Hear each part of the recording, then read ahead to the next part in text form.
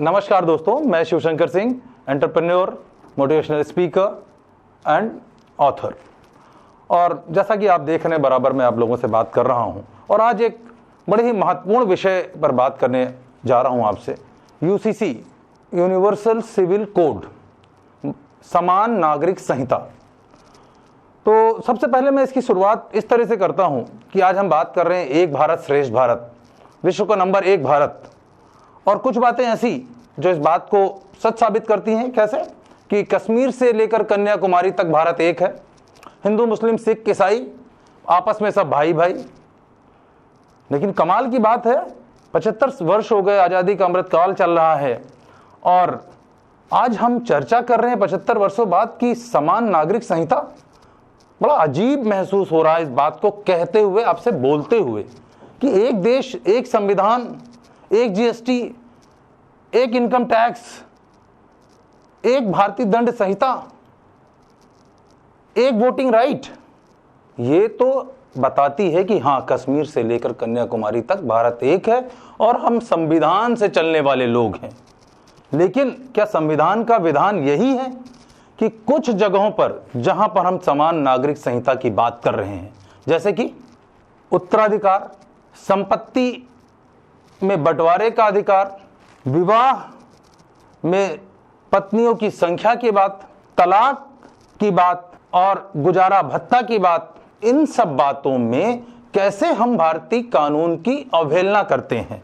ये बड़ी अजीब बात है कि जब हम बात करते हैं भारतीय संविधान की, एक देश की, समान नागरिक अधिकारों की, समान कर्तव्यों की, तो ये धार्मिक आधार पर विभाजन क्यों? और मूलतः ये जो विभाजन है, ज्यादातर जो इसका इम्पैक्ट है वो हमारे देश की स्त्रियों पर है, महिलाओं पर है। और जबकि आप सब जानते हैं कि स्त्री की उन्नति से ही राष्ट्र की उन्नति संभव है। और प्रायः घरों में ये बात कही जाती है कि पढ़ी लिखी नारी घर की उजियारी, क्योंकि जब महिला पढ़ी होती है, महिला सशक्त होती है, तो पूरे परिवार को बांध के रखती है और पूरे परिवार को उस शिक्षा का, उस ज्ञान का उजियारा प्राप्त होता है। तो दोस्तों, आज के इस वीडियो में यही बात, बहुत छोटी बात, इतना बड़ा विषय है, वास्तव में बड़ा विषय है ही नहीं, क्योंकि जब हम एक राष्ट्र की बात करते हैं तो वो धर्म के आधार पर नहीं चल सकता, वो व्यक्तिगत बातों के आधार पर नहीं चल सकता। राष्ट्र जब भी चलेगा वो अपने लिखित संविधान, कानून से चलेगा और प्रत्येक नागरिक के योगदान से चलेगा। और ये प्रत्येक नागरिक अपना योगदान तभी कर पाएंगे जब वो कानून की शक्तियों को मानेंगे और प्रत्येक व्यक्ति पर वो कानून समान रूप से लागू होगा। तो जैसा कि मैंने बताया आपको कि डिफरेंस कहां कहां पर है, इतनी सारी बातों पे तो हम एक हैं। Voting right same, voting age same, but विवाह की एज कानून में 18 साल और 21 साल, परंतु कुछ धर्मों के अनुसार कोई लिखा ही नहीं है। तो वहां बाल विवाह जैसी कुरीतियां पल्लवित होती हैं, प्रचलित होती हैं, आगे बढ़ती हैं। फिर हम बात करते हैं तलाक की। तलाक एक कानूनी प्रक्रिया है और ये जो सब मैं व्यवस्था बता रहा हूं, जिसको हम लोग समान नागरिक संहिता कह रहे हैं, मैं तो इस वीडियो के माध्यम से ये भी कहना चाहता हूं कि समान नागरिक संहिता की बात ही क्यों हो रही है, जब कश्मीर से कन्याकुमारी तक भारत एक है, एक संविधान है, एक विधान है, एक दंड संहिता है। तो हम ये बात कहकर क्यों अपने देश को पीछे ले जाने की बात कर रहे हैं कि हम अन्य विषयों पर भारत अपनी बात नहीं मानेंगे। तो तमाम सारी बातें एक हैं, परंतु voting right, voting age same, पर विवाह की एज अलग अलग। तलाक की विधा कानूनन जबानी। उत्तराधिकार कानून के तहत जो लीगल हेयर्स है उनको मिलेगा। तय ही नहीं है कि स्त्रियों को क्या उत्तराधिकार मिलेगा, और मिलेगा भी तो कितना मिलेगा। पर संपत्ति का बंटवारा पुरुषों को ज्यादा मिलेगा, ये कहीं पर्सनल किसी धर्म के अनुरूप लिखा हुआ है। ये तो संभव, उचित नहीं प्रतीत होता कि ऐसा किया जाए, कि हम देश के कानून को न माने और हम कहें कि हमारा देश श्रेष्ठ बनेगा। संभव नहीं है।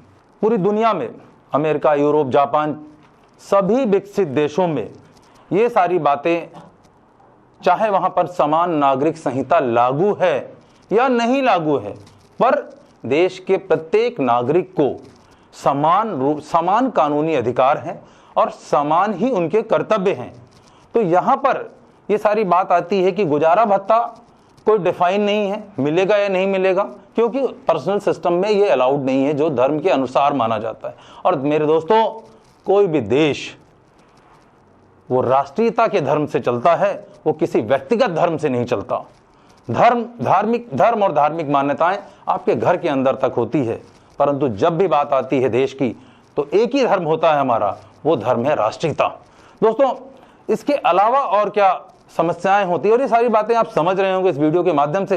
क्योंकि विषय बहुत बड़ा है, इस पर बहुत ज्यादा बात करके नटशेल में मैं आपसे बात करना चाहता हूं कि ये पूरी की पूरी जो समस्या है कि कुछ धर्मों में कानून, जो हमारा भारतीय संविधान है, भारतीय कानून है, उसको न मानकर व्यक्तिगत कानून को माना जाता है, जिसकी वजह से हमारे देश में असमानताएं उत्पन्न होती हैं। और ये पूरी की पूरी जो असमानता है वो हमारे देश की महिलाओं पर लागू होती है, जिसकी वजह से हमारे देश में स्त्रियों को परिवार में बराबरी का हिस्सा नहीं मिल पाता, जिसकी वजह से तमाम कुरीतियां वर्षों वर्षों से चली आ रही हैं और बढ़ रही हैं, जैसे कि कुपोषण, जैसे कि शोषण, जैसे कि आर्थिक बराबरी न मिलना, जैसे कि उनको पढ़ाई लिखाई में भी बराबरी का दर्जा न मिलना। तो आप समझ सकते हैं इन बिंदुओं पे यदि हम बात करते हैं, और जिस देश की या जिस दुनिया की 50% आबादी अपना कंट्रीब्यूशन देश में नहीं कर पाएगी, तो किस वुमेन एम्पावरमेंट की हम बात कर रहे हैं। ये बड़ा ही मुझे दुखद लगा जब इस विषय पे मैं सोच रहा था और डेटा कलेक्ट कर रहा था कि 75 वर्षों से नारी सशक्तिकरण की बात होती रही। हमारी great prime minister Shrimati Indira Gandhi रही, उन्होंने सबसे बड़ा संविधान में संशोधन किया, 42nd amendment of the constitution, परंतु फिर भी समान नागरिक कर्तव्य अधिकार के साथ समान रूप से कानून का पालन नहीं लागू किया गया, जिसकी वजह से आज महिलाओं को इन सारी समस्याओं से गुजरना पड़ता है। हमारे देश की बच्चियों को तमाम प्रकार की कुपोषण, शोषण, आर्थिक प्रॉब्लम से गुजरना पड़ता है। क्यों? क्योंकि परिवार और समाज में उनको बराबरी का दर्जा नहीं मिल पा रहा है। तो दोस्तों, एक और मैं आंकड़ा बता दूं आपको, मैकेंजी के अनुसार पूरे विश्व को इस प्रकार की कानून व्यवस्था की वजह से, महिलाओं के समान अधिकार न होने की वजह से $12 ट्रिलियन का नुकसान होता है अर्थव्यवस्था में। और दुर्भाग्यपूर्ण बात यह है कि इसका 50% भारत से आता है, यानी कि $6 ट्रिलियन की इकोनॉमी से हम पीछे रह जाते हैं। और जो हमारा लक्ष्य है 2047 तक विश्व की नंबर 1 इकोनॉमी बनने का, यदि हम अपने देश में समान कानून नहीं लागू कर पाएंगे तो सामाजिक वैमनस्यता, सामाजिक डिफरेंसेस भी बढ़ेंगे और आर्थिक रूप से भी हम पिछड़े रहेंगे। और आप सब जानते हैं कि सुपर पावर बनने के लिए हमें आर्थिक रूप से आज़ाद होना जरूरी है और महिला पुरुष का बराबर दृष्टि से देश में योगदान जरूरी है। यूनिवर्सल सिविल कोड लागू हो या ना लागू हो, आज मैं इस वीडियो के माध्यम से बिल्कुल इस बात की वकालत नहीं कर रहा हूं कि समान नागरिक संहिता लागू होनी चाहिए। क्यों? क्योंकि इसके लोगों की सोच डिफरेंट है। उनको लगता है कि वो अपने धर्म से कहीं विरत हो जाएंगे। मेरे दोस्तों, ये कोई धार्मिक बात नहीं है, ये बात सामाजिक है, राष्ट्र की है, प्रगति की है और महिलाओं के उत्थान की है। हम उस देश में हैं जहां की सनातन परंपरा में महिलाओं को हमेशा देवी का दर्जा दिया गया। तो उस बात को समझते हुए हमें एक राष्ट्र के रूप में सोचने की जरूरत है और देश के प्रत्येक नागरिक को समान रूप से कार्य करने की जरूरत है। ऐसा नहीं है कि जो चीजें हमें बेटर लगी वो हमने अपना ली और जो हमें सुविधाजनक लगी वो हमने अपने हिसाब से उसको पर्सनल मान लिया। ये दोहरी मानसिकता किसी भी राष्ट्र के लिए बेहतर नहीं है। तो मेरे इस वीडियो को देखकर आपने जरूर समझा होगा कि समान नागरिक संहिता की किस प्रकार से जरूरत है। मेरी अपनी राय में समान नागरिक संहिता जैसे किसी कानून या किसी बदलाव की जरूरत नहीं है। बात सिर्फ एक है कि जब एक देश में सारी व्यवस्थाएं एक हैं तो कुछ चीजें अलग क्यों हैं। मैं इस क्वेश्चन के साथ आपसे विदा लेता हूं।